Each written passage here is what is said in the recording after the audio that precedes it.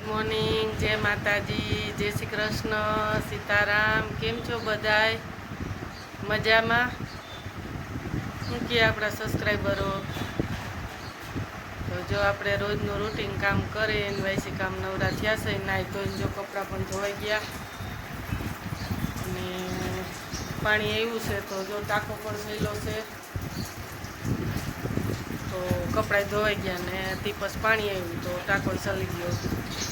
તો હાલો તમને બતાવી દઉં રોજનું રૂટીન કામમાં 9:30 થઈ ગયા ઘડિયાળમાં ને વાયસી કામ કરીને ફ્રી થઈ ગયા. મયુરભાઈ બેઠા છે લેસન કરવા હમણાં ઉઠીને.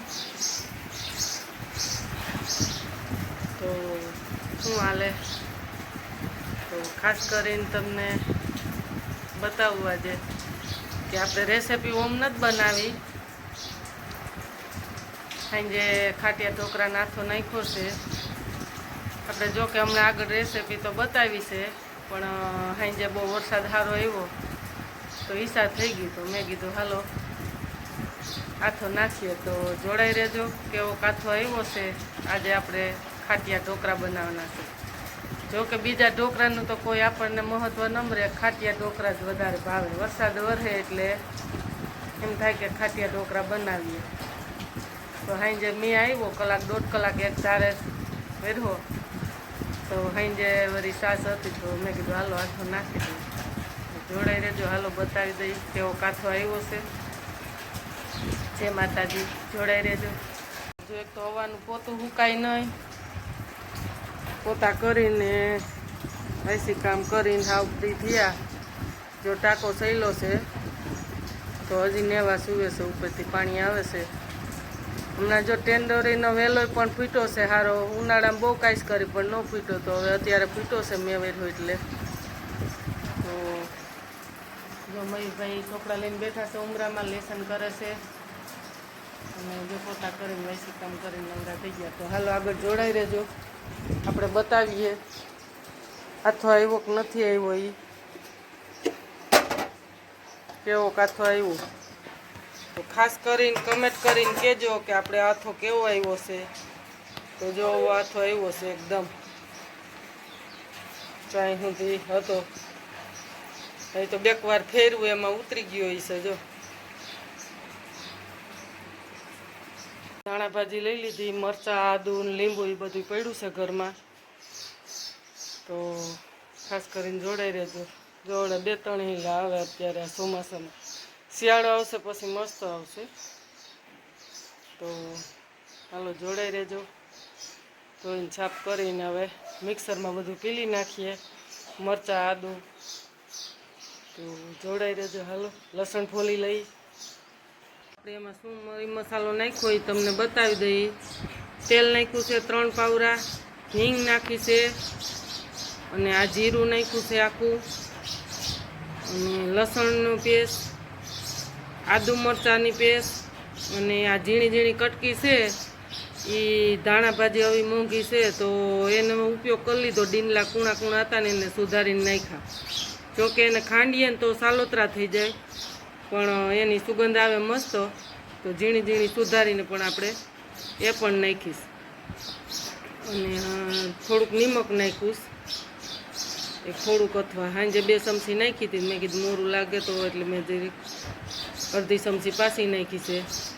તો એમાં હવે નાખશું આપણે હજી જો ઈનો ને એક લીંબુ. તો આજ વખતે આપણે વાલે વખતે સોડા નાખીએ ને તો હાલ વખતે આપણે સબસ્ક્રાઈબરોને બતાવીએ ઈનો નાખીએ ને એક લીંબુ નાખીએ. તો જોડાઈ રહેજો કઈ રીતે આપણા ઢોકળા કેવાક બને.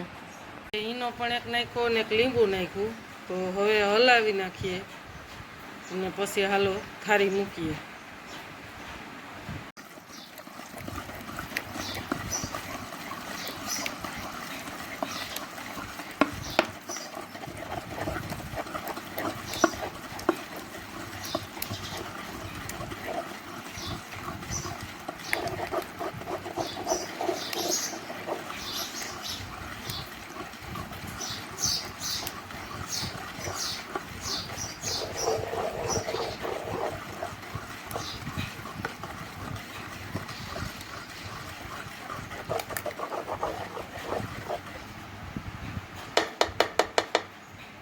ગરમ મેળી દીધું છે, આપણે ગેસ ઉપર ચડાવી દીધું અને 2 ડીશું ભરી લીધું છે.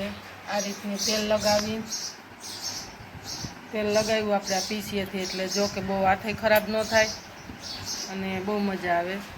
તો હાંજે આપણે આથામાં શું નાખ્યું એ આપણે સબસ્ક્રાઈબરોને બતાવી દઈએ. સેજ ગ્લાસ 1 જેટલું ગરમ પાણી અને બીજી ખાટી છાશ, એકદમ ખાટી હતી તે, એટલે આપણે પણ આથો નાખવાનો અડપ ચડી ગઈ. એકદમ ખાટી છાશ હતી તો એ ખાટી છાશ નાખી અને આખી મેથી, આપણે સૂકેલ આખી મેથી હોય ને આખી મેથી નાખી અને હળદર ને મીઠું એટલું જ નાખ્યું તો આપણે આથામાં, બીજું કોઈ વસ્તુ ને બીજો બધો ફવારે મસાલો કર્યો છે. તો જો આપણે આ આથો નાખ્યો એ બતાવ્યું નહોતું, પણ આ રીતનો આપણે આથો નાખ્યો તો 1 ગ્લાસ ગરમ પાણી ઉકળતું નાખ્યું, બીજી ખાટી છાશ ને સૂકેલ મેથી બીજી વખત કહી દઉં છું, અને હળદર 1 ચમચી અને જે આ રીતનો આપણે આથો બનાવ્યો હતો. તો હવે હમણાં સળી રહીએ એટલે ઢોકળા ગરમ પાણી થાય. હાલો ઉકળી ગયું છે તો એમાં હવે આપણે ડીશ મૂકીએ.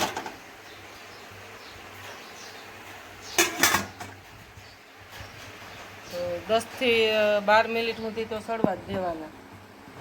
પરબાર આમાં નહીં ઢોકળા નાખવાના, ઢોકળા પહેલાં આપણે સળે ડીશમાં જ ખાલી કરીએ એટલે આમાં મૂકવાના. રોટલીની જેમ ઓજ હંધોય નીચે નીકળી જાય, નકર આમાં છે ને ઓજ મૂકે તો એ ઢોકળા ખાવાની મજા ન. પહેલાં આમાં નાખવાના, સેજ વરાળ નીકળી જાય પછી આમાં ભરવાના. તો હાલો ખાસ કરીને જોડાઈ રહેજો. ઢોકળા આપણા કેવા બને. તીખા ખાવા હોય તો આ રીતની ચટણી વેણી દેવાની. ઓમાં જો કે એક થાળીમાં નથી કર્યા, જો કે અત્યારે સોમાહાના મરચાં વધારે તીખા આવે એટલે, અને હંમેશા આપણે મરચાં તીખા જ નાખ્યા. તો જો આ રીતની આપણે ચટણી સાટી દીધી, વધારે તીખા ખાવા હોય તો. સળી ગયા મસ્ત, તેલની પીસી પણ લગાવી દઈએ આછી.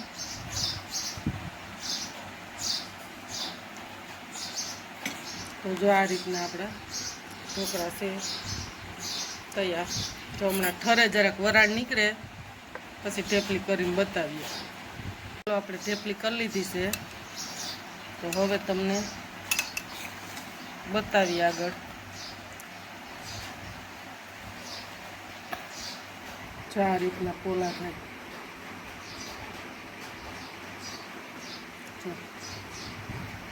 અમારે કોઈ પણને ન ખાતા હોય ને એને ચોમાસામાં આ રીતના એકવાર બનાવી દેવા. જો મસ્ત પોસા બન્યા.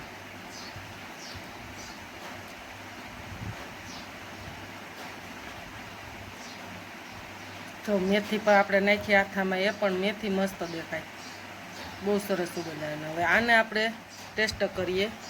જો આ રીતનું તેલમાં બોરી, તો જો આ રીતનું તેલમાં બોરીને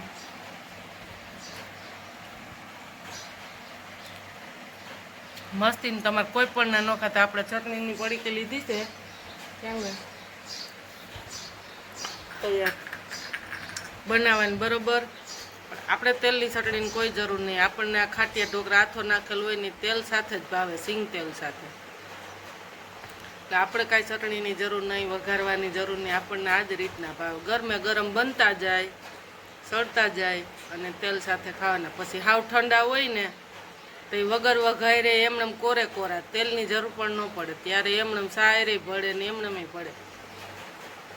તો જો આ રીતના બનાવ્યા છે, શાખી લીધા છે, બહુ મસ્ત બન્યા. તમે કોઈ પણ આ રીતના ખાસ કરીને બનાવજો. વિડીયો સારો લાગે તો લાઈક કરજો, શેર કરજો અને સબસ્ક્રાઈબ કરજો. હાલો જય માતાજી, જોડાઈ રહેજો.